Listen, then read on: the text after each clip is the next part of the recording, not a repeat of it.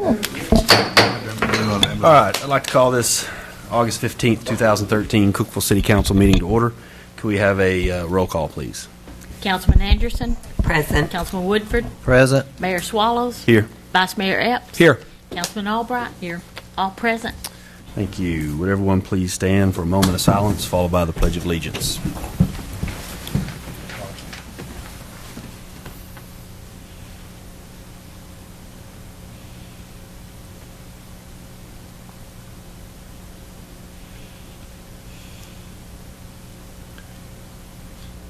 Thank you. Pledge allegiance To the flag of the United States of America and to the republic for which it stands, one nation, under God, indivisible, with liberty and justice for all. Thank you. You may be seated.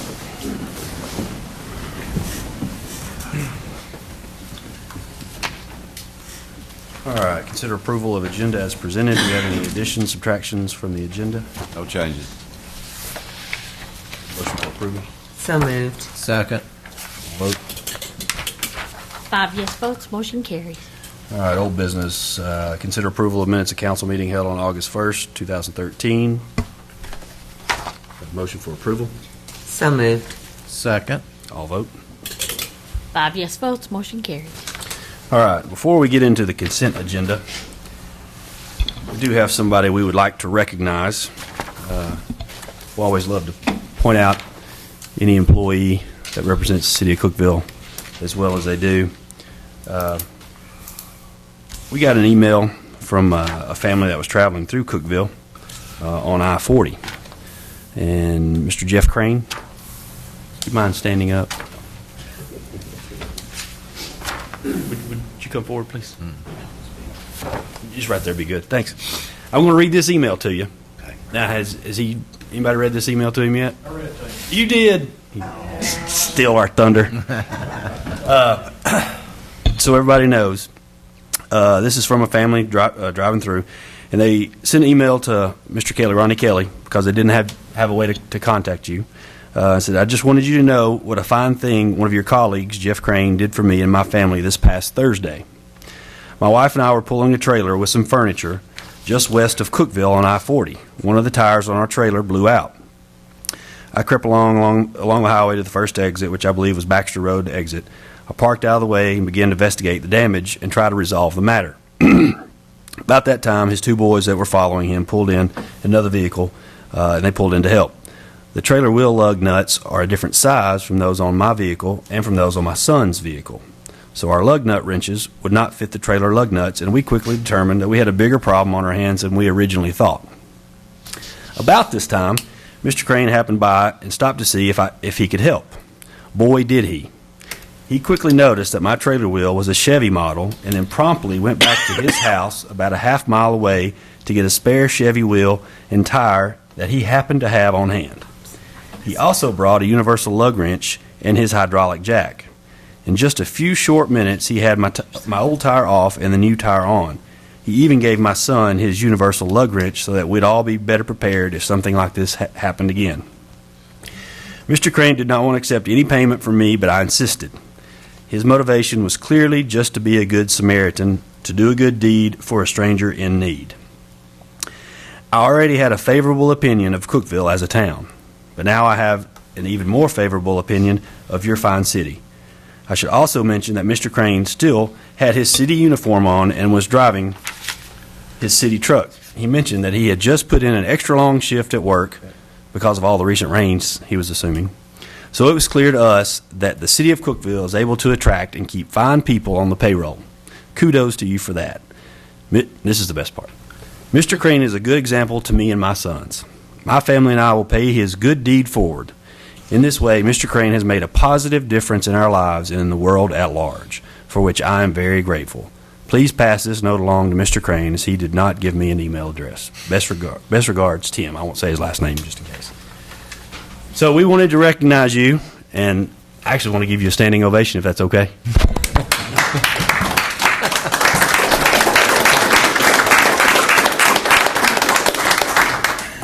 Thank you. You make us really proud. Keep up the good work. Thank you. Ronnie told me to figure out a way to embarrass you, and I couldn't. So. Okay. On to the consent agenda. Item 3, consider awarding bid for annual vehicle servicing from all of the departments. Item 4, consider awarding bid for paving and asphalt mix for 6 months from the Public Works Department. And item 5, consider awarding bid for mineral aggregate for 6 months from the Public Works Department. Do I have a motion for approval on the consent agenda? So moved. Second. All vote. 5 yes votes, motion carries. All right, on to new business. Item 6, receive findings and recommendations of the classification benefits compensation study and authorize the city manager to implement new salary pay plan. Sponsor is City Manager Jim Shipley. I think he's going to go through a few slides, and then we'll have Mr. Thompson do a few slides. And then Rest of the motion. This is just the item. Mr. Shipley will end it up from there. Yes, sir. Ready? Yes, sir. Let's do this. The council, this city council authorized the classification compensation benefits study to be conducted in this fiscal year. We advertised and received 3 requests for proposals. Contract was awarded to Burris Thompson and Associates January 29, 2013. Meetings were held with Mr. Thompson held meetings with employees, employee focus groups, and directors and the city manager. Job analysis, the consultant reviewed all job descriptions and employee questionnaires, compiled comparative market data, and submitted his first draft. And this week, 11 employee meetings were held to give all interested employees an overview of the new plan. Mr. Steve Thompson is the Vice President of Consulting Services for Burris Thompson and Associates. He has 30 years of experience in the compensation field. He has provided consulting services related to many aspects of human resource management, including local governments. He brings expertise in pay system design, performance management, incentive pay, and employment law compliance. He also has broad job analysis and evaluation experience in municipal government and public utility job functions. So at this time, I'd like to introduce Mr. Steve Thompson to present his findings and recommendations. Thank you, Jim.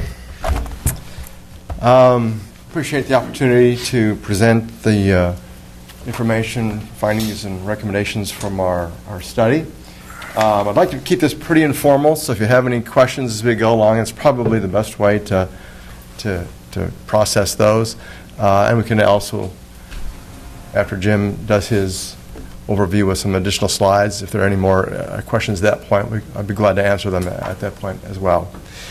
Let me just give you a brief overview of the methodology that we followed and what we did to complete the pay study. Jim gave you a little background about Burris Thompson Associates. 70% of our work probably is in the public sector, so we do a lot of city and county government. We've worked with the state, UT, MTSU, a lot of public sector work. I do have private sector clients too, and I grew up, so to speak, professionally in the private sector world. So I bring a pretty well-rounded background to my work in helping with municipal governments set up pay plans. So we think we do a pretty good job with these. Anyway, as the study indicated, this was a classification benefits compensation study. One of the things we did initially was look at the city's benefits package. When it comes to compensation, wages and salaries, benefits all come from the same kitty, so to speak. So I think it's important to look at all aspects of direct compensation as well as indirect compensation and employee benefits.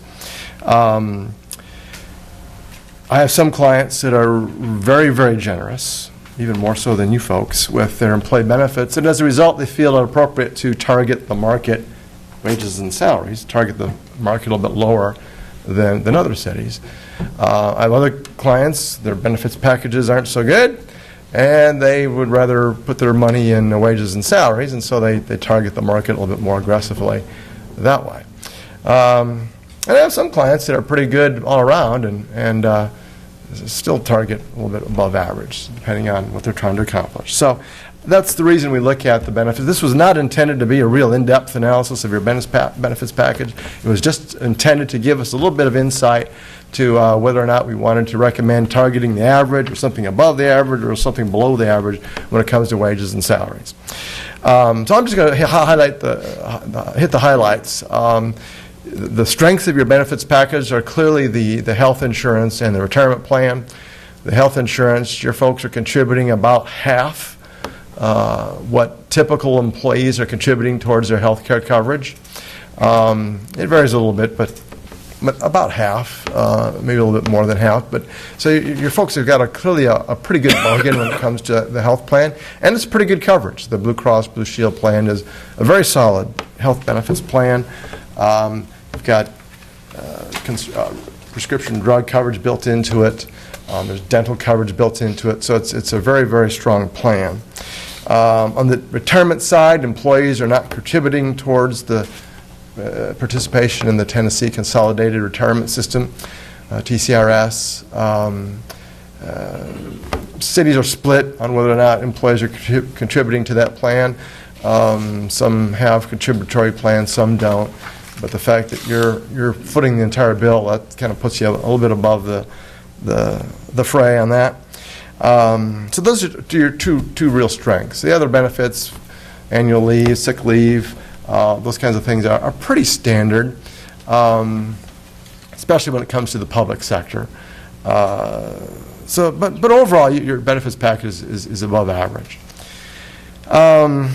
The weaknesses, I guess, would be the disability coverage, and this is a kind of a tough one for public sector organizations, which put a lot of reliance on the sick day policy to cover short-term and long-term disability, which is great if employees don't use their sick days and bank them and can accumulate them like you folks allow here. But unfortunately, not all employees do that. So if somebody were hit with a short-term disability or a long-term disability, absent any additional disability protection, they're sometimes left out there to dry a little bit. So I've got one client that, and here's what happens is you don't have a long-term or even a short-term disability program, and one of your key employees goes out with a heart attack, let's say, misses a year and a half. Well, what happens if he doesn't have any accumulated sick time to cover that? What usually happens is your counterparts, we got to do something for this individual. 30-year employee, so we do something extra to tide them over until they can come back to work. You kind of set a precedent for, what happens if the next employee comes along and maybe it's not as valued an employee as this one, and do we do something for that person or not? You've already kind of set a precedent, so you get into, it kind of can snowball. So we usually recommend that you at least consider some sort of disability protection outside of accumulated sick days, but many public sector organizations don't do that. So you're not any different from most of them. But I do consider that a bit of a weakness in your package. But overall, it's above average. All right, on to the compensation study. As Jim pointed out in the slide there, we take a pretty collaborative approach. A pay plan is really a tool for management to manage the people to get the work done. So I take great pains to make sure that management, department heads, are on board, and I get a lot of input from them as far as what they like about your current pay practices, what they don't like, what they like if we could start over, what it would look like if we could do that. Get a lot of input from department heads, Mr. Shipley and Human Resources, to get a feel for what would probably best suit their needs. We do a lot of these. I will tell you, every single one of them is a little bit different. I've done step-based plans. I've done pay range-based plans. We've got plans with broad ranges, narrow ranges, lots of grades, fewer grades. They all are a little bit different. And my challenge, one of the challenges, is to try to come up with something that best fits your needs and your culture, et cetera, et cetera. So that's why I get a lot of input from department heads. We do the employee focus groups to get some feedback from employees. Get a sense of the culture, what kind of expectations do they have, and that sort of thing. We also had employees fill out job questionnaires. Your job descriptions were actually pretty good, pretty up to date. Sometimes when we do these things, descriptions are like 15 years old, and employees are really doing completely different jobs than what's on the paper, and I can't do my work if I don't know what the people are actually doing. So we usually have employees fill out these job questionnaires to confirm whether or not what's in the job description accurately describes their job duties. So it's another way for us getting input and getting some buy-in, so to speak, from employees that we're paying attention to what they're doing. So we took those questionnaires, reviewed them against the job descriptions, and for the most part, they were pretty accurate.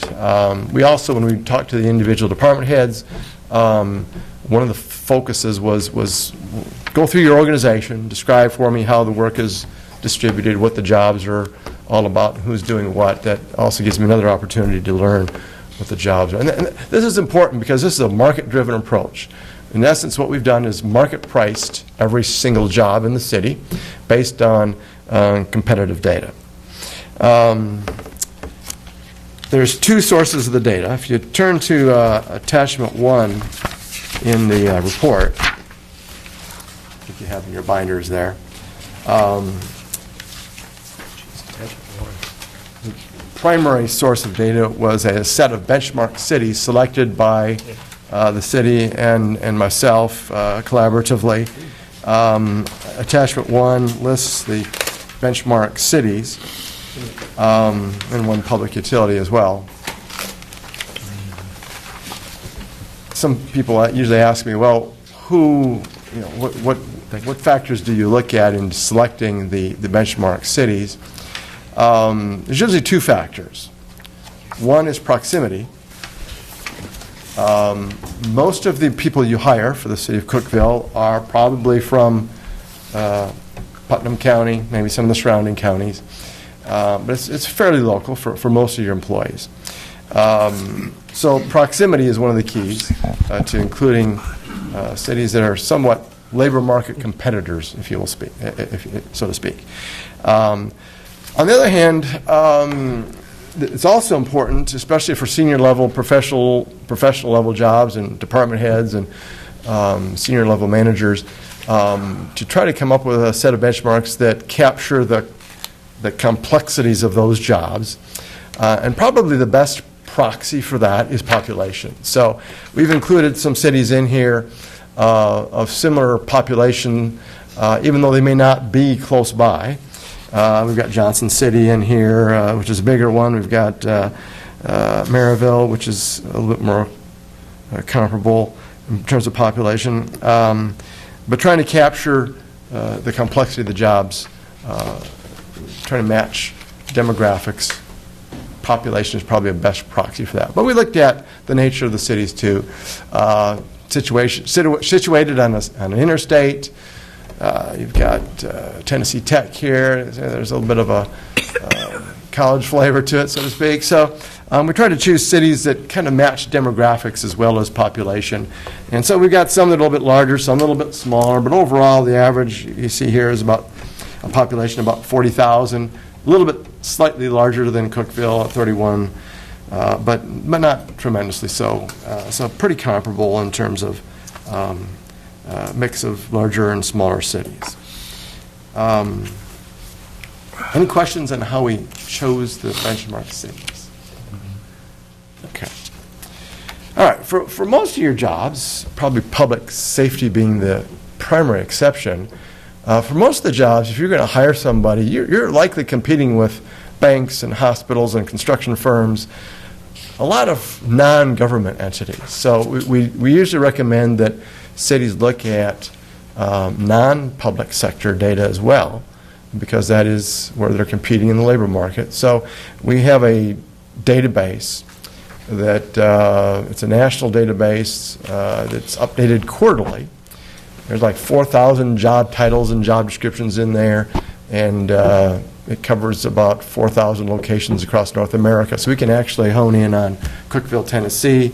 So we, for most jobs, we were then able to come up with two benchmark market numbers. One from the public sector database, the set of benchmark cities, and secondly, from the private sector database. So for most jobs, again, fire and police probably the primary exception. For most jobs, we've got two numbers looking at two numbers to come up with a market rate for that job.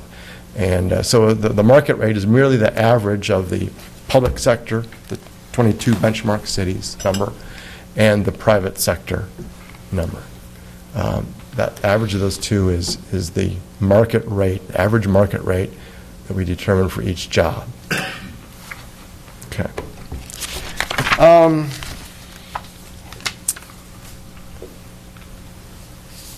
Okay.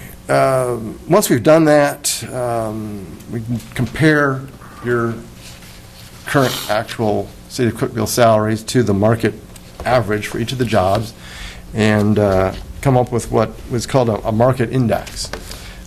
We take the employee's current salary divided by the average market rate for the person's job and come up with an index. If it's 100%, employee's salary is right at the market. If it's at 90%, it's a little bit below market. If it's at 110%, salary's a little bit above market. Overall, City of Cookeville was at 92.4%. So, a little bit below the market average overall, but I would say in the ballpark, and that's an average. So half the employees are above that and are closer to 100%. And there's a few that are even over 100%. So I would say for most employees, your current pay practices are pretty competitive. For those below 92%, that's a little bit of cause for concern.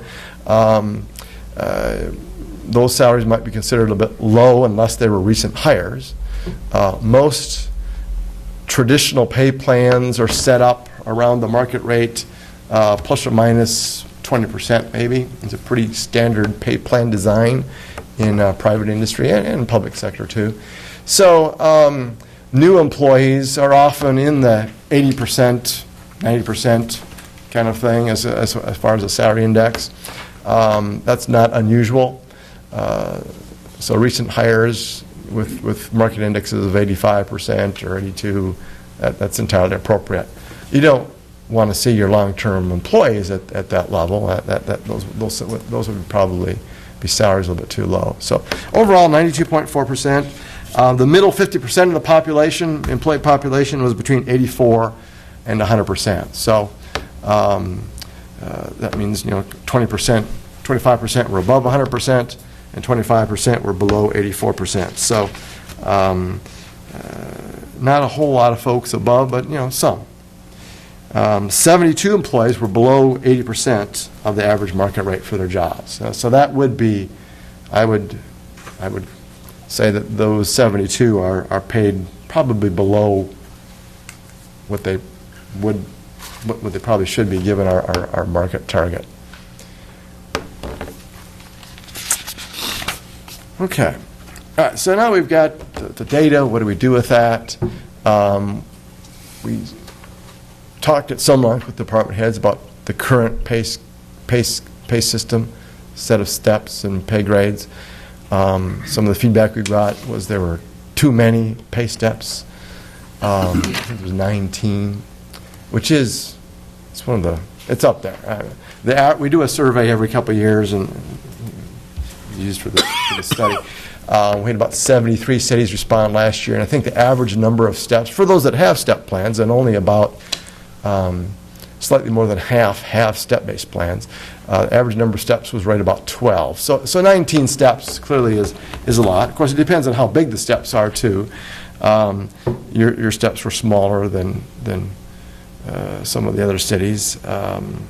Average step was about 3%. I think yours is at 2.5%, I think. And so, but I think the feedback nevertheless was too many steps.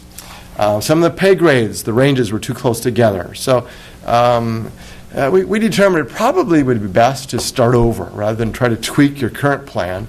I thought it best to kind of start over. So that's what we did. Started with a blank piece of paper and developed a pay scale or set of pay grades and ranges that you can, if you turn to attachment 2, which should follow attachment 1 in that report, this is the set of pay grades and ranges that we came up with.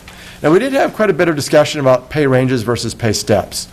We talked about this with employees in the focus groups as well as with department heads. More and more of my clients and public sector clients are ditching the pay step-based approach and going to pay ranges for a number of different reasons. Primarily, I would say it gives the city more flexibility. If you have a pay step-based plan, you're kind of subject to availability of funds, but there is you're kind of tied into those steps. So I have some clients that have 3.5% steps right now. Those plans were developed 10 years ago, and they're kind of tied into 3.5% pay increase budgets. And over the last couple of years, that was especially tough, to the point where some just couldn't fund the steps.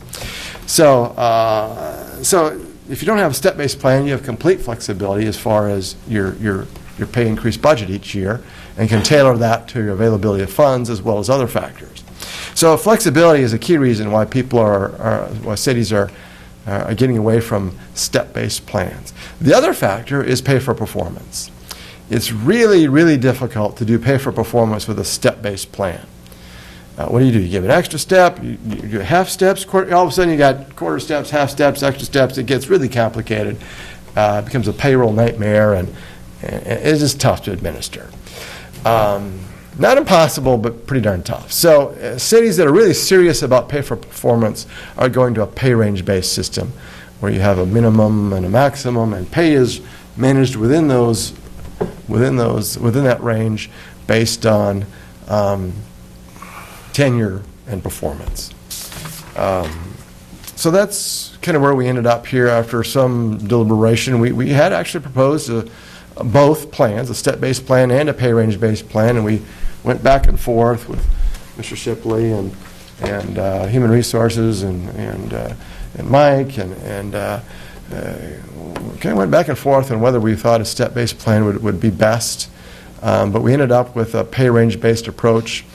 One of the problems with the step-based plan, especially when you put one in, is you quote-unquote waste money getting people onto a step.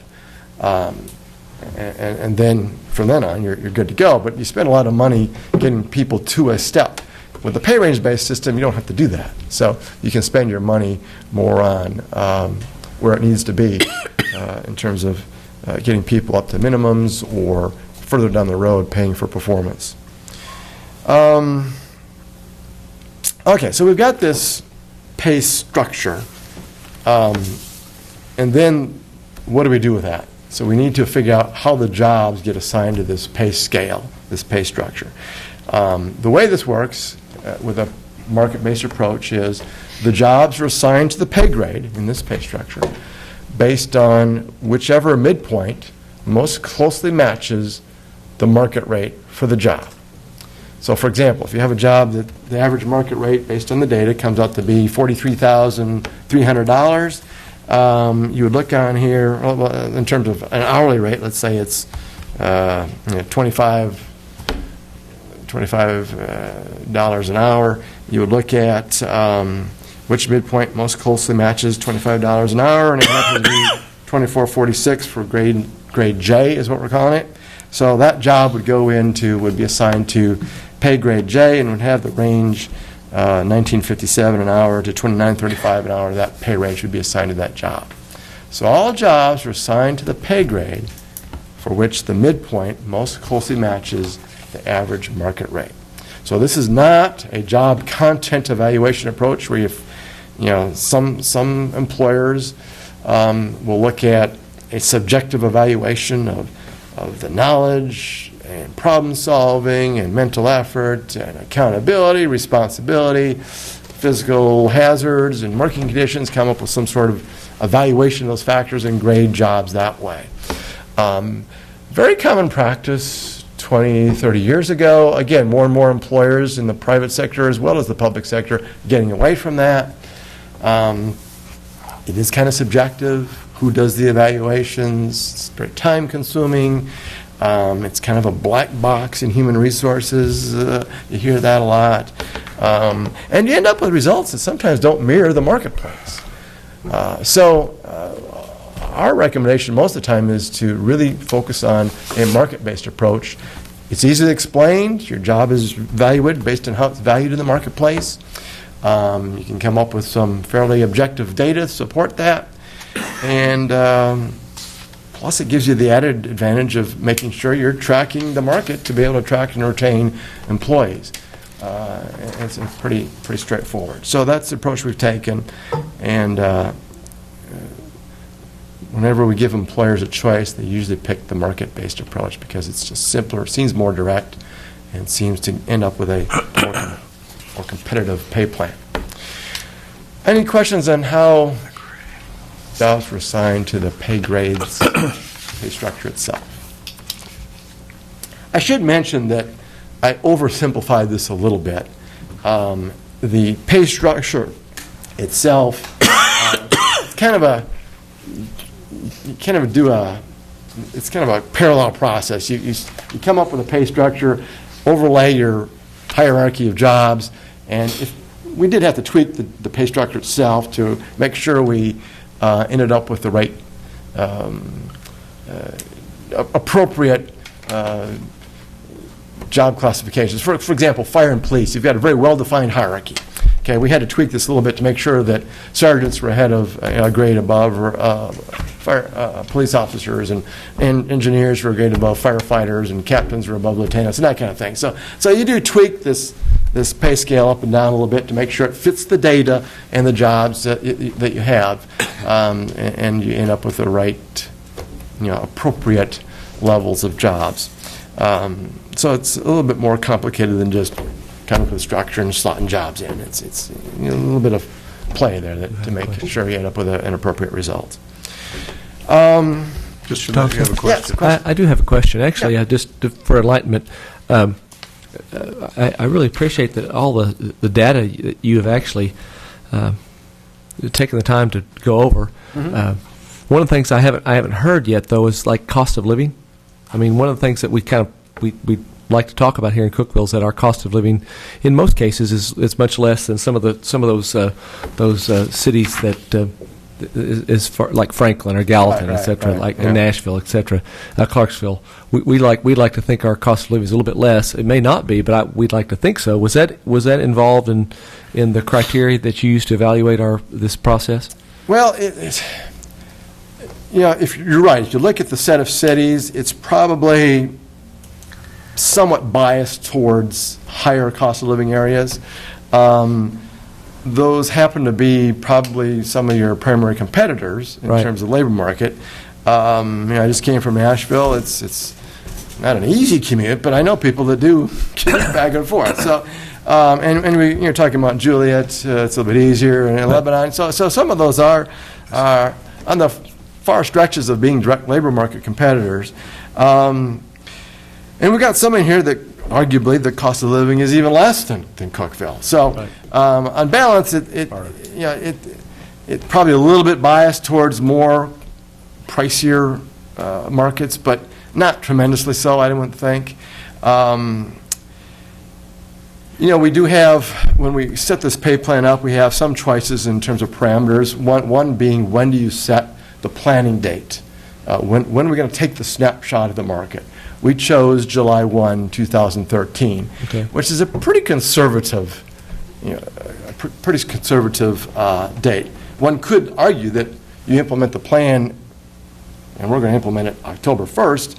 You're already behind the market, so to speak, if the snapshot we took was July 1st. So I have some clients that take the snapshot a year out, which in your case would be, July 1, 2014 or October 2014. So that would be a probably more generous, liberal market target. So the fact that we picked July 1, I think, kind of offsets that a little bit, that maybe this is a group of cities that, on balance, is slightly or pricier markets, but I think we picked a conservative planning date to kind of offset that. That's kind of where that came into play. Mr. Epps, based on the meetings I've attended, This is basically starting out a merit-based plan, but the council has the option yearly to give cost of living increases depending upon how the economy does and how the budget is, and it's not mandated in any one year, and it's purely each year independent for the council to do, and that is independent of this plan right here. Thank you, Mr. Rader. I think I understood that part of it. I think I just was what the question I had for Mr. Thompson basically was on my end was did his corporation, did his company factor in, the cost of living of Cookeville versus a Gallatin versus a Franklin versus a Mount Juliet, which some of those suburbia areas that are maybe as far as employee-wise, population-wise, might be really close to Cookeville. I would dare say that they're probably the cost of living, what it costs to rent a house, to buy gasoline, to pay for your insurance, etc., is probably a little bit more expensive in some of those cities than it is in Cookeville. Yeah. And I think it's because that's one of the things we tout here in Cookeville, that we got a great thing going on here. When people move here, they say, it doesn't cost nearly as much to live here as it does to live in some of these other places. So it sounds like that wasn't a primary factor. It looks like that you considered that, but it wasn't a cardinal event that you guys looked at. The private sector data was strictly Cookeville. So that very much took into account what you're talking about. It's a little more difficult to do with the public sector data. If we don't include some of these pressure cities, well, who do we include? There are only so many cities of 30,000 population or greater. So that's it kind of handicaps us a little bit. We didn't, there are some. We've got Sparta in here. I'm guessing the cost of living in Sparta is a bit less than Cookeville. It's probably McMinnville. Some of those are same thing. So there's some offsetting here too. To your point about the cost of living, Mr. Rader, we really stress to cities and private sector employers too that your primary obligation as an employer is to track the cost of labor. To ensure that you can attract and retain employees, you need to be sure that your pay practices are tracking the cost of labor. If you want to pay attention to the cost of living, that's something different. Historically, in the last few years, they've been pretty close. Prior to the 2008 recession, cost of labor and cost of living were tracking within 0.5% of each other. Since then, I would argue that probably cost of living is moving faster than the cost of labor. It's clearly an employer's market in most markets right now. So the cost of labor has not been moving as fast as, and of course it depends on which inflation figures you really look at and which you believe.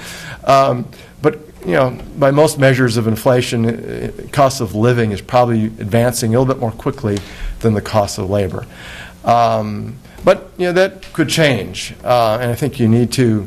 I've got a long memory. My professional career started in 1979, and I remember my first mortgage was 14%, and we had inflation running 12-13% there, and employers did not have pay increase budgets of 12%.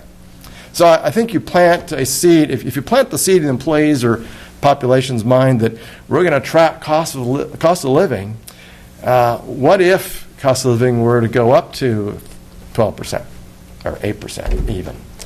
You're probably not going to feel it appropriate or have the funds to have a pay increase budget of 8%. So, on the other hand, you do need to track the cost of labor, because if you don't do that, you're not going to be able to be competitive in the marketplace. So I think that's my few words of wisdom on that. It's something you'll have to kind of wrestle with, but there is mechanisms in here to address both of those. But I think the point is the council wanted to reserve the right to make adjustments as they saw fit on a year-to-year, budget-to-budget basis, and not be, like you say, preordained to any particular amount. Yeah. So I think that's what I think we were talking about. Right, a step-based plan kind of includes some notion of cost of living into it, perhaps. You've got complete flexibility here. You can adjust the pay ranges however you see fit to track the cost of labor. You can do whatever you want with the budget to address that, as well as cost of living. You've got complete flexibility. Okay, any other questions on that? Okay.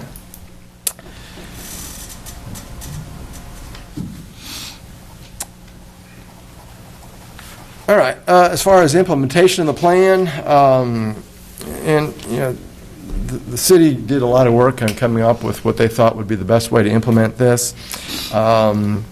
My recommendation is usually start out with, if you're going to implement this plan with these grades and these ranges and these jobs assigned to these pay grades and these pay ranges, probably at a minimum what you want to make sure you do is have employees at the pay range minimum for their job. Everybody who's below the pay range minimum should probably be brought to that minimum pretty darn quickly if you're going to implement this plan.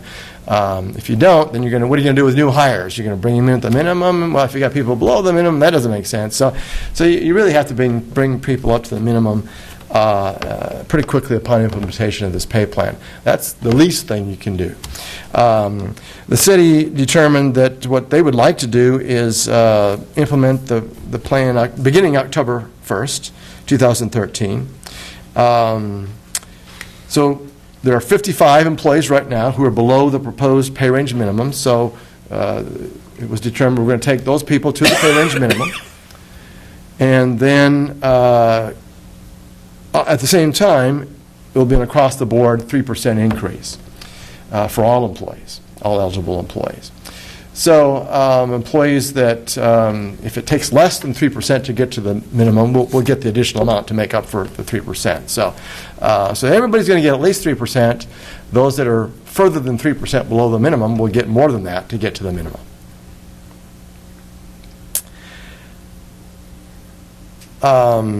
Talking about the 55 people that are below, the median increase percentage to get them to the minimum for their pay range is 8.9%. It's about $1,866 on an annual basis. So that's that median increase required, 8.9%, $1,866 to get people to the minimums. And as I mentioned, everybody else would get the 3% increase. Total increases were $584,000. That represents slightly more than 3% of payroll. And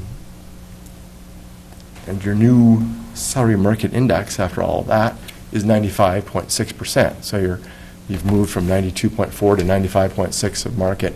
You're a lot closer.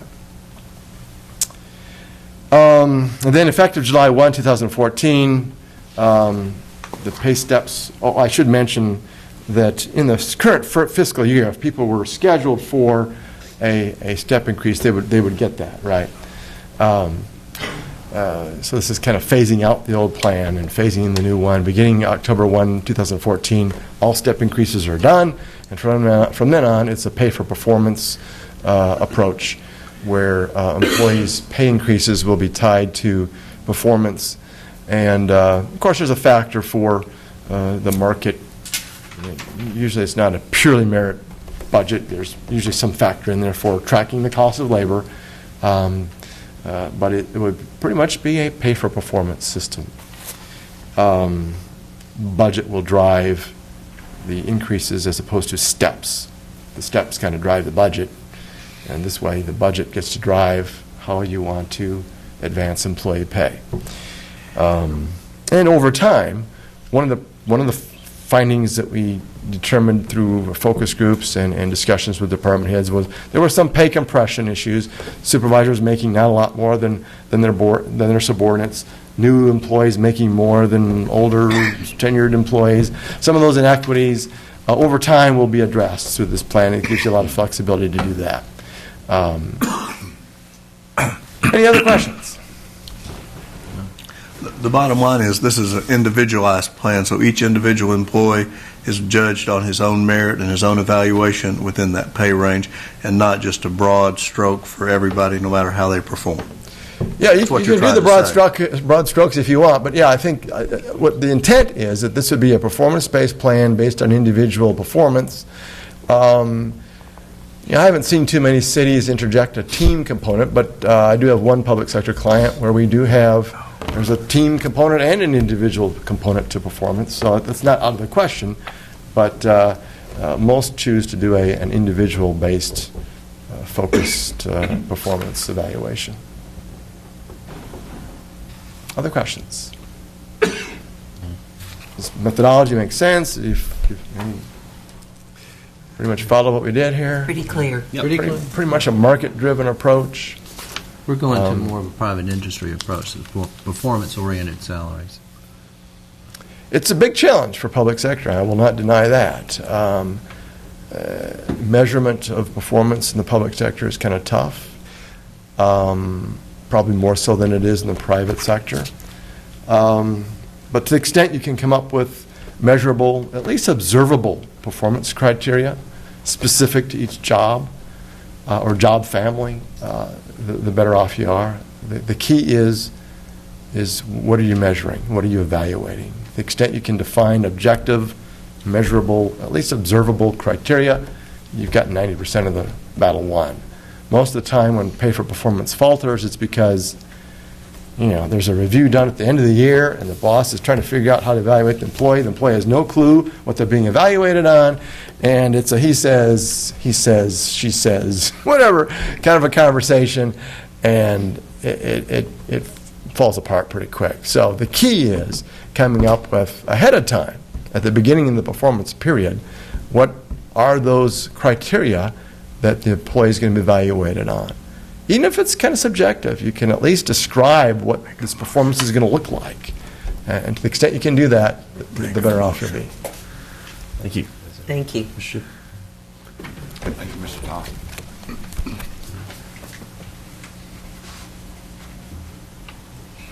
I'll try to be brief. I know y'all are trying to get out of here. I do want to comment on some of Mr. Thompson's remarks in his summary. Talks about disability insurance,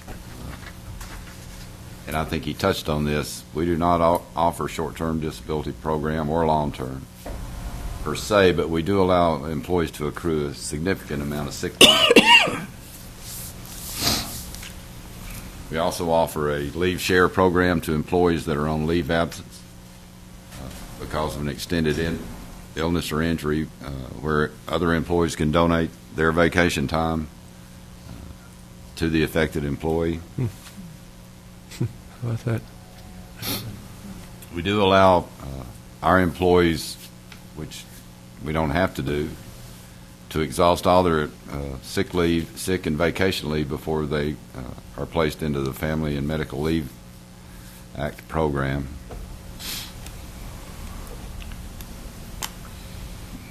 And I think these policies provide employees that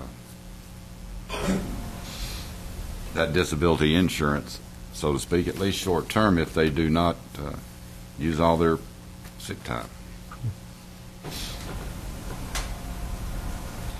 Benefits, we do pay all the contributions to TCRS. That's 16% of everybody's salary. A lot of cities, as Steve said, some pay part of it, some don't pay any of it. But we do pay the full 16% toward TCRS. We also pay a large portion of the employee's health insurance. Individual coverage, the employee pays $40, the city pays $276. Family coverage, the employee pays $197 a month, the city pays $627 a month. We also provide longevity pay, life insurance, boots, and uniforms. We pay for professional licenses and memberships. The annual wellness program is provided to all employees. We have paid holidays and also offer a tuition reimbursement program. Some employees receive additional stipends that are to reward them for special training. Many employees are provided city-owned vehicles and gas so that they can provide fast and efficient service for our citizens. And I think when you add all that up, you need to add about 35% to their annual salary for the true value of a city job. And Mr. Thompson, in his conversation with employees and some directors and the directors, had some findings, and I wanted to address those. One finding was that does this thing turn around any? It takes 19 years to top out. Step increases are only 2 to 3%. Some departments get steps every year and some don't. The system is supposed to be based on merit, but it isn't. I think we all agree that 19 steps, 19 years is a long time, and the new plan will eliminate those steps. Step increases vary from year to year based on funds, the availability of funds and what the council approves for the budget. Once steps are approved in the budget each year, every employee that is eligible receives that step. It doesn't matter what department he's in. So I don't know where that came, that some departments get steps and some don't. The new system will be performance-based, so that last statement about should be based on merit, but it isn't, that should be a moot point when we get to the new plan. A 62-year mandatory retirement for police and fire, but they cannot draw Social Security benefits until age 67. And I do suspect that this is in reference to the public safety departments wanting the bridge bill, which only covers the period from age 55 to age 62. The bridge bill is very expensive, and there are many financial unknowns that make it a sort of a pretty risky benefit from a fiduciary standpoint. While they may not be able to draw the full benefit, they can draw a reduced benefit beginning at age 62, just like everybody else can. Grades 8 and 9 only have a $50 difference. We agree with that one. This new plan will take care of that. Exempt supervisors make the same as some of their subordinates due to overtime. That's acknowledged, and I can't promise that won't happen again. We'll try to address that in this new range system. Employees in different departments receive different pay for the same job. This was true, and those jobs are now in the same grade in the new plan. The data across departments also corrected those situations. Police do not get a shift pay differential. This is true, but they are allowed to bid for the shift they want, and that helps the officer to work on their preferred shift. You should shorten the waiting period before employees begin to accrue sick days. I really do not understand that statement. Any new employee that when they're hired, if they're hired before the 15th of the month, they accrue a full month of sick leave that month. If they're hired after the 15th, they start the first of the next month. And that really does seem reasonable to me. I don't know where that statement came from. Hourly employees are not paid overtime for special events. Instead, they're told to take comp time. That is true, and in some cases, but it is allowed by law for city governments. Somebody said a take-home car is a good incentive for police, and we agree with that one. On-call pay may not be consistent across departments. As far as we know, it is. If it isn't, I'll be glad to look into that situation, but it is specifically addressed in our policies and procedures manual. Employees like to get an increase every year, but it's not based on merit like it's supposed to be. In the first place, annual increases are not ever guaranteed, but they must be approved by the council each year. The step increases have been approved and you have an average or above average evaluation and have not been subject to disciplinary action that would preclude you from getting an increase, then it was granted. Once again, this new plan is performance-based, so increases will be based on merit. Insurance costs are very high, especially for lower-paid employees, lower-paid workers. Insurance costs are fairly low for city employees, and I'm sure the lower wage earner probably feels that a little more than others. But I would suggest they would be hard-pressed to find cheaper insurance. They're certainly free to research rates elsewhere. Employees are not required to participate in our insurance plan. Some employees seem very skeptical about supervisors rating them. I did address that in our employee meetings, and we talked about that some here tonight. We will try to strengthen the evaluation process.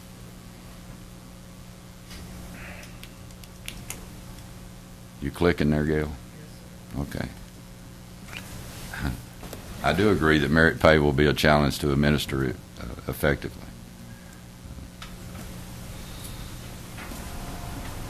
The end. And I would recommend approval of this plan. Thank you, Mr. Shipley.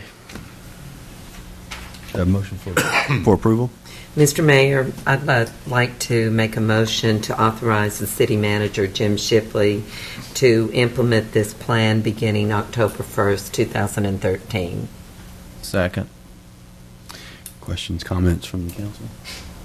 I was for this study over a year ago, knowing full well that we would have to look at a situation like this, and that's why I was in favor of doing the 5-cent property tax increase last year, because as a result of these findings, we are going to have to adjust the salaries of the employees. And having been a business person in the past, I always viewed my employees as an asset, and I believe this is showing the city employees that we as the council and the department heads view their employees as assets to the city. I appreciate, Steve, and the very thorough study that you've given the city. It has great merits. It is, anytime you have a change, it's going to be somewhat difficult. There's going to be people happy with this. There's going to be some people not so happy. Everybody's getting an increase. They might not get the increase they think they deserve, but they are going to get something. This all goes back to the city's practice of being competitive in order to attract and retain talent that would effectively provide services to the citizens of Cookeville. I think this is a positive area for us to grow, and we're being proactive in this, and I like that a lot. I agree with Councilman Woodford, and I've felt like this study needed to be done since I was first elected. It's just a good idea to look at your practices and review them and make sure that you are competitive with the market. And I think that, our employees being well compensated and taken care of by the citizenry of Cookeville and the city of Cookeville too. I think it shows, especially when we hear that email tonight about one of our employees being willing to stop, take care of somebody just out of the goodness of his own heart, and that person sees him as a representative of the city, and he certainly is. So I appreciate the cooperation of the employees of the city of Cookeville with this study, and I know a lot of work has gone into it, and I think that we've come up with a good product. Cookeville is blessed with good employees that work for the city and represent our city, because when you all are out there in the public, you represent us, and we appreciate all that you do, and you make our job easier. We've said that many times, and we do mean it. So keep up the good work. We appreciate you.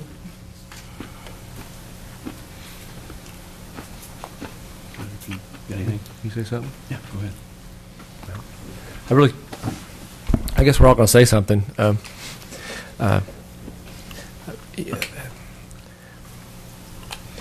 As council members, we sit up here, and of course I guess the buck stops here, and it really comes down to the buck. I mean, it all comes down to dollars in many ways. We have that responsibility of trying to decide where our dollar is best well spent, And I think my fellow council members have mentioned that that dollar in this year is best well spent on its employees. This was not without expense, certainly, but I think it's expense well spent, expense well done. We had some issues that we needed to address, and I think we took care of that in order to prevent attrition, especially in public safety. I'd like to think this is the year of the employee, and whereas we could have taken this money and spent it on for the citizenry, we could have spent this on roads, we could have spent it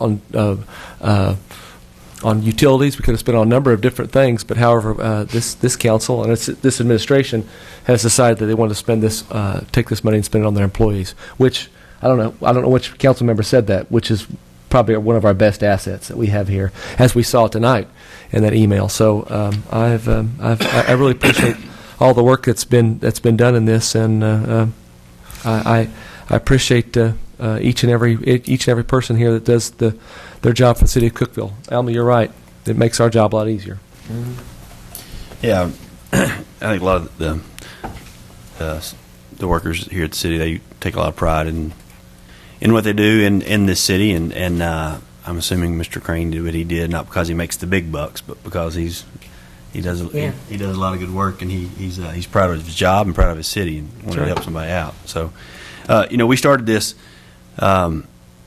with a few things in mind. First off, we were having a recruitment retention problem with our public safety, fire and police, and I feel like we've really addressed this. Mm-hmm. And in the meantime, I feel like we've cleaned a lot of things up. I think we've made it a little more streamlined, and I would like to think most everybody's going to be pretty happy with this. Mm-hmm. At least I hope so, because I know one thing we've all said when we first got elected was communication can be the root of all evil, or it can help you. And I think there's been, how many meetings do we have this week to communicate this issue? 11 meetings. 11. So hopefully, we got the word out, or you guys got the word out, which, by the way, reminds me, I want to thank everyone that participated. Absolutely. Mr. Thompson, thank you for the work your firm has done, and thank you, administration, City Manager Shipley, all the way down. You guys have done a ton of work, because every meeting we've had since we started this, somebody up here has asked, how's the study going? How's the study going? Yeah. So we've asked somebody has. We may have skipped a meeting from asking because maybe they got tired of answering it. But there's been a tremendous amount of work put into this, a lot of thought put into this. This is not something that anybody took lightly. And we're proud of what the end result is, and we hope the city workers can be proud. So that's all I got. I'd just like to say that I agree with Mayor Swallows and the other councilmen. I do want to recognize that City Manager Shipley, Gail at Human Resources, Mike, and all the directors have worked diligently to try to make this fair to each employee, so it would be implemented in a very fair way, and everybody would appreciate the work that was done. And I think you're right, or maybe Mr. Woodford was right, that everybody is going to get a raise to some amount of money based on this plan. Yeah. All right. Anything else? All right. Seeing none, all vote. 5 yes votes, motion carries. Thank you. All right, item 7, hold a public hearing and consider on first reading ordinance 130811, providing a tax levy for the 2013-14 fiscal year. Sponsors Mr. Mike Davidson. Mayor and council members, I have several slides to go over on the next 3 items on the agenda, but I will be as brief as I can be. Stop me at any time and ask me any questions. I'll try to answer them. Don't think anybody's going to stop you. This ordinance does establish the property tax levy for the city of Cookeville for 2013. I'm happy to say that there is no tax increase recommended in this budget. It is a 90-cent property tax, with 79 cents of that allocated to the general fund, and 6 cents to our debt service fund, 4 cents to the economic development fund, and 1 penny to the quality of life fund. Estimated to collect a total of $6.3 million based on this tax rate, and I'd recommend approval. Thank you, Mr. Davidson. A motion for approval? So moved. Second. Questions, comments? No. Seeing none, all vote. 5 yes votes, motion carries. And I want everybody to know real quickly, I mean, this is stuff we've looked at for a long time, so don't think that we're rushing through this, please. Item 8, for public hearing and consider on first reading ordinance 130812, authorizing appropriations for financial aid to public service, nonprofit, and charitable organizations for the 13-14 fiscal year. Sponsors Mr. Mike Davidson. Mayor and council members, again, as you said, this appropriates funds for nonprofits and other charitable organizations, as well as other governmental agencies, joint ventures the city's partnered with. I'm glad you did point out, this has been a long process. We started the budget work back in February, March, and have been working on it the entire process. So I'm just going to go through each one of these nonprofits and the agencies and point out what is being recommended in the budget for appropriations to them. To the Putnam County Library, recommended $325,000. Cookeville Senior Citizen Center, $47,530. Upper Cumberland Regional Airport, $28,000. To the Chamber of Commerce would be $14,750 out of the general fund. It's a total of another $50,000 to the Chamber for the Highlands Initiative, another $50,000 to the Chamber for Sports Council. There's also a piece of the contributions from utility departments that make up another $15,250 to the chamber. Plateau Mental Health, I'm sorry, that one, there's no funding in there. We kind of cut that a few years ago. I need to delete that line. Emergency Management Agency, $25,400. Cityscape, $17,111. Cityscape and the Fall Fun Fest program, $15,306.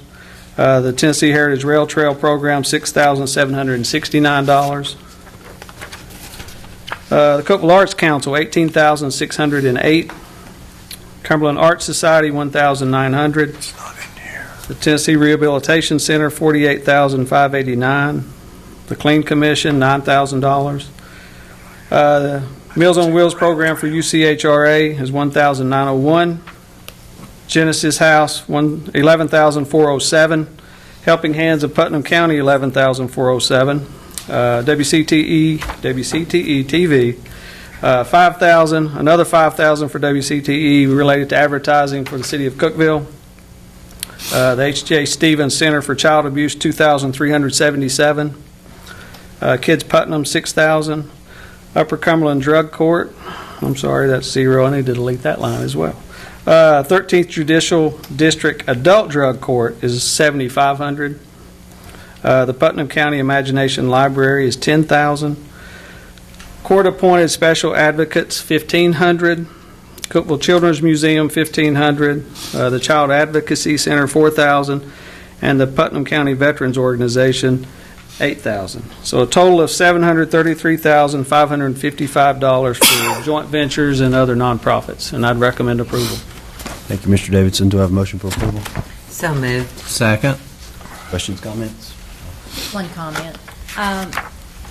There were some agencies that did ask for increases, but the budget is really tight this year, and the increases were not there to give.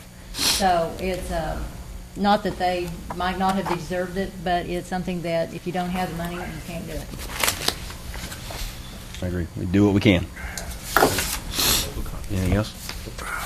All vote. 5 yes votes, motion carries. Thank you. Item 9, hold public hearing and consider on first reading ordinance 130813, making appropriations for the various funds, departments, and agencies of the city of Cookeville for the 13-14 fiscal year. Mr. Davidson. Okay, I have several more slides. I'm going to go through them very quick. Stop me, please, if you have questions. This budget will appropriate funds for all departments throughout the city, all the funds that the city currently has. We have a total revenue. This is the general fund. For the general fund, we have total revenue projected of $23,334,899. In addition to that, there'll be transfers into the general fund of $6,769. That's coming from the Quality of Life Fund. And another $100,000, which is coming from the Economic Development Fund. There is, as I mentioned earlier, there is no property tax increase. And I have budgeted a $240,000 increase in sales tax projections, collections for local option sales tax. That's a 2 and a 0.25% increase over what we received this past fiscal year. So a total budget on sales tax of $10,900,000. There's also in lieu payments in the electric department of $1,020,000, water department $266,000, and the gas department $181,000. We have wholesale beer taxes projected at $1,055,000. Business tax, a little over $1 million in projected revenue from business tax. The wholesale liquor tax, $315,000 is what we budgeted. And I mentioned earlier $106,000 in transfers from the two other funds throughout the city. On the expenditure side, we have a total budget in the general fund of $22 million, operating budget, $22,989,590. It includes capital of $380,775. So total expenditure budget of $23,437,585. That leaves us with a budget surplus of $4,083. At least it's a surplus. It is a surplus. It is.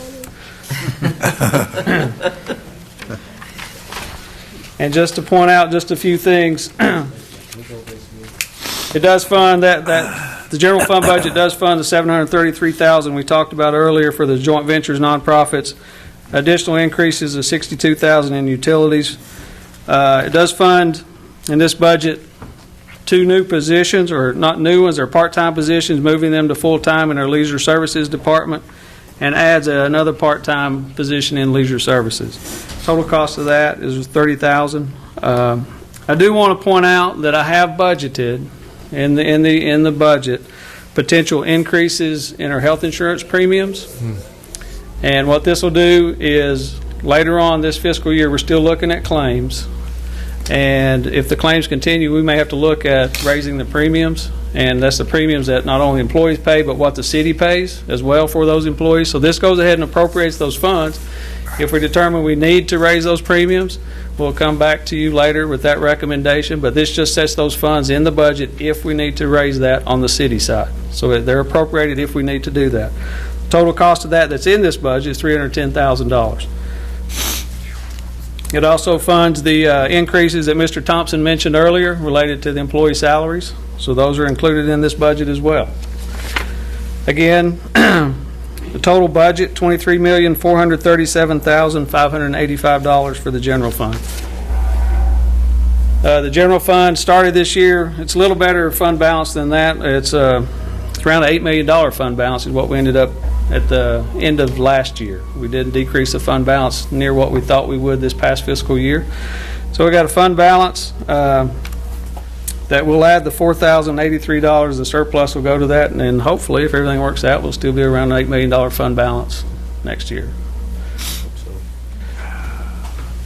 I'm just going to keep moving on. State Street Aid Fund has total revenues projected at $2,659,398 with total expenditures of $3,314,600. I'll point out in there that we're trying to do paving, big paving project throughout the city, and we've got approximately $2,600,000 for paving. That'll be done hopefully by the end of the fall. Our solid waste fund has a projected revenue of $1,437,800 and projected expenditures of $1,448,805. We will decrease that fund balance a little over $11,000 is what's projected. Fund balance should end somewhere around $400,000 next year, which is fine for the sanitation fund. We've had that fund balance even lower than that in the past. The drug fund, which is maintained by the police department, we have revenue projected there of $60,300 with expenditures projected at $50,250. And those funds are used entirely for the police department. Tree board fund, projected revenue $3,240 with projected expenditures of $2,960. Our animal control fund, we have projected revenue $211,320 with projected expenditures and transfers of $734,155. Of that $734,000, $486 of it is related to a transfer from funds they have set aside for the construction of the new animal shelter.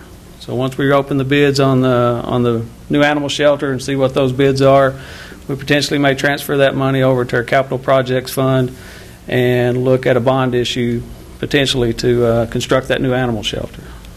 And we've also still seeking funding, hopefully from the county, to help construct that the new shelter. And I think right now we're just on hold to see what the bids come in at. Our Economic Development Fund has projected revenues $295,633. Projected expenditures of $2,350,832, and a transfer out of $100,000. That $100,000 goes to the general fund to cover the $50,000 for the Highlands Initiative and the $50,000 I mentioned earlier for the Sports Council. Also in this fund is where we're accounting for our Highlands Industrial Park. Expenditures are in this fund, and hopefully we'll have this the park finished sometime this fiscal year. I'm not sure the timeline on that, but this fiscal year. So again, the fund balance at the end of June 30th, 2014, we're looking to have a $243,000 fund balance in the Economic Development Fund. Quality of Life Fund has projected revenue $2,224,650. Projected expenditures $2,349,006, and transfer out of $6,769. The $6,769 is the transfer out to the general fund that's used to fund the city's share of the Rail Trail Authority, and that authority is the one that oversees the new bike trail, hopefully one day, if we get that constructed. And in this Quality of Life Fund is where we account for the bike trail project, and hopefully we're going to get the bids out this fall, we hope, if everything goes according to plan. So we'll see. That's been a long project, and hopefully it will finally come to fruition this fall, we hope, at least the start of it. So we're looking to have a fund balance in the Quality of Life Fund of $221,000 at the end of June 2014. Our Debt Service Fund is where we make payments on all the city's outstanding debt. We have currently a fund balance of $7.3 million, and we've got projected revenue of $3,313,000 with projected expenditures of $3,750,551. That's a budgeted number based on we have some variable rate debt. I budget that based on 4.5%. Right now, that variable rate debt is 1%. And it's been that way for several years now. So we've been able, over the years, even though I budget conservatively, it looks like we may decrease the fund balance, but in actuality, the last 4 years, we've been able to increase that fund balance because that variable rate debt is so low. Our Capital Projects General Improvement Bond Fund, we have potential bond proceeds, and we'll bring that back to you at a later date once we get ready to try to issue that debt, those bonds, for some various projects. But that potential bond proceeds would be $4.8 million. As I mentioned earlier, a possible transfer into this fund of $486,000 from the Animal Control Fund, which would be used for the construction of the new animal shelter. Expenditures, which are various projects, $5,285,500. And just to briefly go over those projects, as we know, we've got the Public Works facility in being renovated right now, and so we would issue debt to repay that back to the general fund where we've been paying it so far just out of reserves. So that would be a potential proceeds, part of those bonds proceeds of $1,300,000. Right now we have design fees for Bennett Road North. It's currently being designed. At the 5th interchange going north, those are $742,000. We have another phase of improvements across the street at Dogwood Park. That's $287,000. Improvements over at CPAC, a total of $340,000, and then potentially the animal shelter at $2 million. So again, at a later date, we'll look at those projects, bring a bond proposal to you, and that potentially will be around $4.8 million in debt, or bond issue.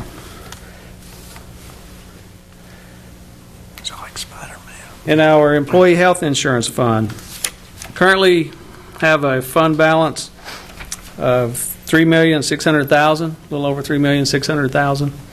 We've got projected revenue of $3,476,000. That revenue number does not include the appropriations that are in the general fund yet until we actually discuss the possibility of increasing those premiums. And if we do, then I'll bring a budget amendment back to you raising that revenue estimate for the employee health insurance fund. But right now what this shows you is based on our current premiums, the projected revenue is $3,476,000, and our total estimated expenditures in this fund is $4,308,000. So right now, if we don't make some change, then we potentially could decrease that fund balance over $800,000 this fiscal year. And just to show you, I think I have a slide. That's our claims over the last 10 or so years.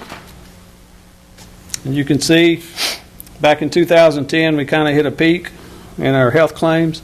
And then in fiscal year 2011, those claims decreased. And even in 2012, they came down a little bit more. But this year, we shot up from, last year was $2,937,000. And this year, or this past fiscal year, we had $3.4 million in claims. So a big increase. We actually decreased the fund balance a little over $500,000 this past fiscal year. So again, we're going to continue to look at the claims the next month and a half or so and see what we have to do come January 1 when the plan year starts over with premiums. Just out of curiosity, this is based on the amount of money that people, the amount of the claim. It's not the actual number of claims. No, that's after all write-offs, everything by the Okay. insurance carrier. That's the actual dollars paid to providers Okay, from and the then- health insurance fund. Just curiosity here, and I won't be too long on this, but do you know if the number of claims has increased? Because obviously the money is always going to go up. I mean, healthcare is not going to get cheaper. But do you know if the It appears to kind of be a combination of both. Okay. The healthcare just cost, and healthcare generally, the trend increasing, so it's part of that. And utilization is up too, people going to the doctor. Okay, all So right. it's a combination of both. All right, just wondering. But again, we'll come back at a later date and talk about premiums. But this budget right now does not include the additional premiums should we choose to raise those later. But again, total expenditures $4,308,100. Our work comp liability fund has projected revenue of $14 million. Oh wait, I skipped one. Work comp. Projected revenue of a little over $500,000, and projected expenditures a little over $500,000. So that fund is basically the way we pay claims, and they get reimbursed by the departments out of the same fund. Water quality has projected revenue of $14,102,500, with projected expenditures of $16,821,442.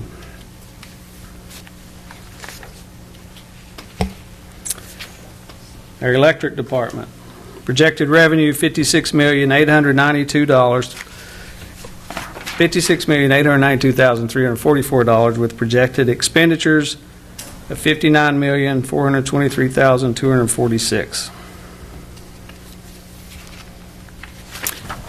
And the gas fund has projected revenue of $11,223,340, with projected expenditures of $11,669,992. Our customer service fund, which is funded by the electric, gas, water, and sanitation funds, it's projected revenue of $1,207,856 and projected expenditures of $1,207,856.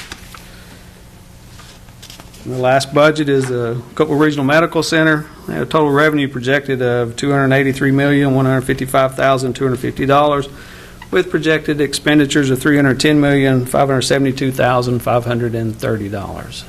And that is the last slide. So I recommend approval, and we'll try to answer any questions. Do I have a motion for approval? So moved. Second. Questions, comments? Yes, Mike, you said that in the general fund, you've shown the increase in health insurance premiums as an expense, It is as an expense in that fund should we choose to raise it. and you showed it in the utilities and the other funds, Yes. It is in all the other funds. but you didn't show it in the health insurance fund as Not revenue until we coming in. actually raise the premium.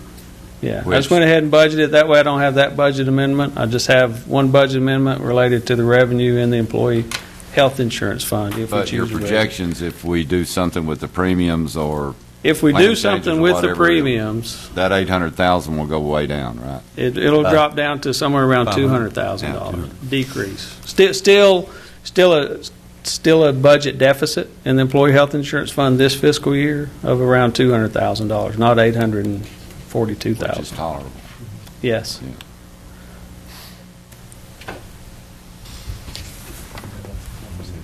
Any other questions, comments? Thanks for all the hard work. Yes. And it is a lot of work, All vote. and well done. 5 yes votes, motion carries. Thank Mr. you. Davidson. Item 10, consider on first reading ordinance 130814, amending Title 18, Chapters 1 and 2 of the Cookeville Municipal Code pertaining to water and sewer rates. Sponsors, Mr. Ronnie Kelly. Mayor and council, we're here tonight seeking authorization of a water and wastewater rate increase ordinance. Back in June of 2008, the city council authorized us to engage a rate firm, a professional firm, to look at our rate structures. There were some questions from the current council at that time about looking at impact fees and developmental fees and how to get development to pay their fair share of the growth. So we hadn't done that before. A lot of cities do it. So we thought it'd be a good time. We usually set our own rates and have done that historically. And it'd be a good time to have them come in and look at that type of rate structure for us, and to sort of look over our shoulder a little bit and see how we've done rate structures before. Is that consistent with the market and how people are doing them? So that was done back in 2008. There was a recommended cost-justified water and wastewater rates that are consistent with the industry. It was going to develop rate structures that promote equitable recovery of costs for the water and wastewater utilities. It was going to evaluate the city's capital planning needs into the future and target the funding sources for those capital improvements. We were also going to look at recommending water and wastewater capacity charges, and that would support growth in the related projects to ensure that new customers are making their equitable contribution toward the capital investment in the capacity to accommodate the growth, and to evaluate our wholesale rate that we charge to our wholesale customers. So back at that time, we went through that study and came up with a rate increase plan to fund future projects and build the cash to pay for some of these future projects with cash. And that was implemented, I think, in probably the fiscal year 09, that went into effect in probably the fiscal year 010. And what you see there was, I think, a 3-year rate increase passed by that council at that time. Last year was a 2013 year. We were looking at our wholesale rates during that year and needed to do a wholesale rate increase, so we did not recommend doing a internal rate increase to the council at that time.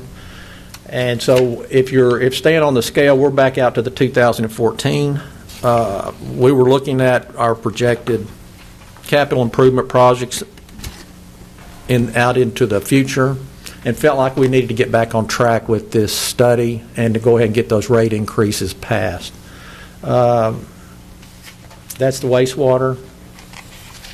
That's some of the capital improvement plans that we've had. Those are changing over time. Some of them will come in, the fifth interchange sort of come. I'm not sure we were looking at the fifth interchange at the time we did all this. That's sort of a big chunk of property that's come into effect now. So that sort of changes as we go.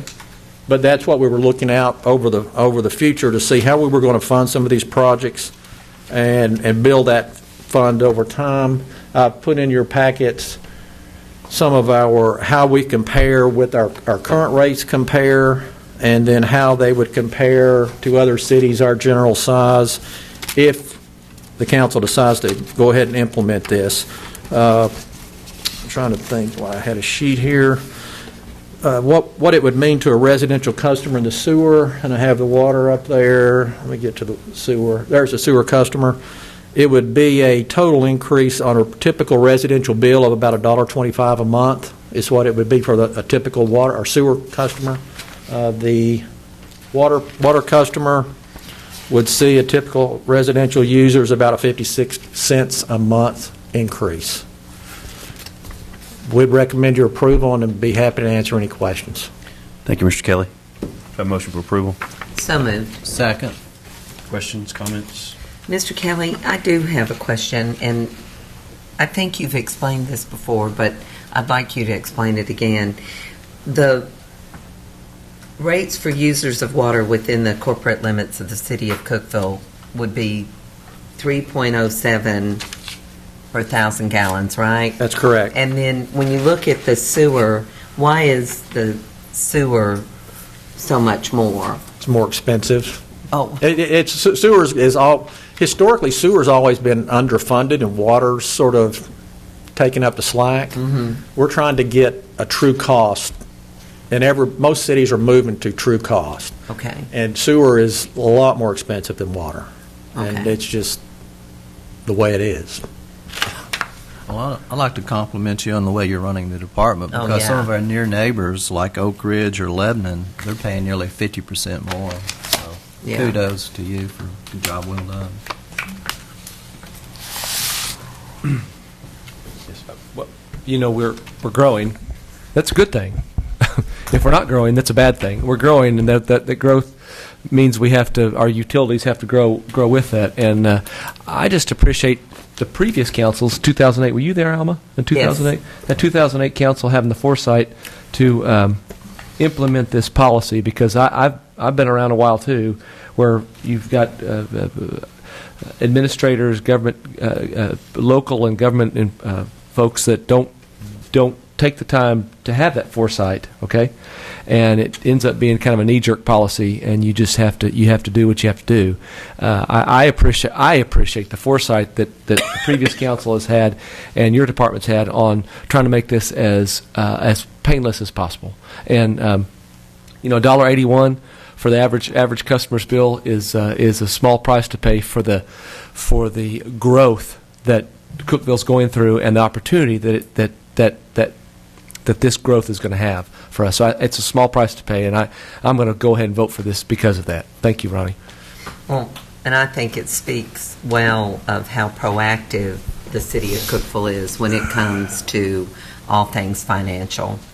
And, looking ahead, planning ahead. The water department's always looking ahead, doing your thing, keeping the sewers running, the water's running. We appreciate that.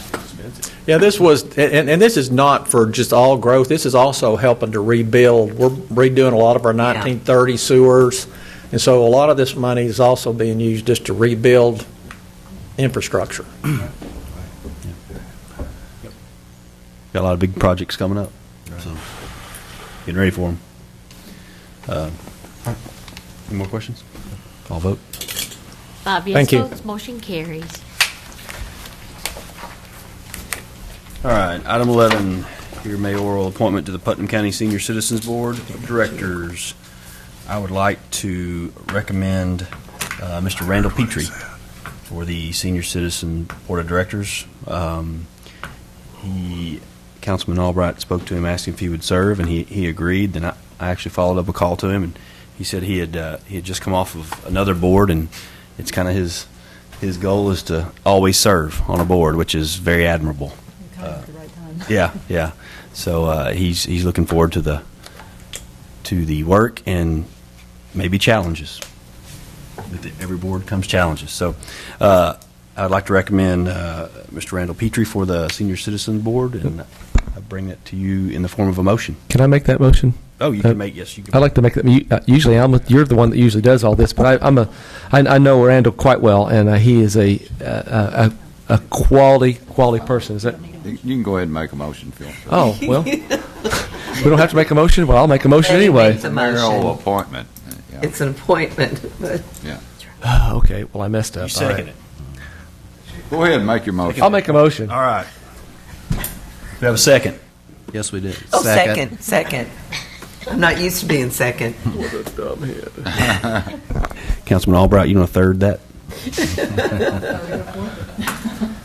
All right, do we need to vote? Yeah. Yeah, you can. All right, call vote. 5 yes votes and motion. We've been here a while tonight. Gosh, Yeah, okay. speaking of sewer. My bad. All right. Now. That concludes the meeting. We like to open the floor if anybody would like to get up and speak. Please, anyone? This is the longest meeting we've had in a long time. It has been. Anybody up here? The last one was All right.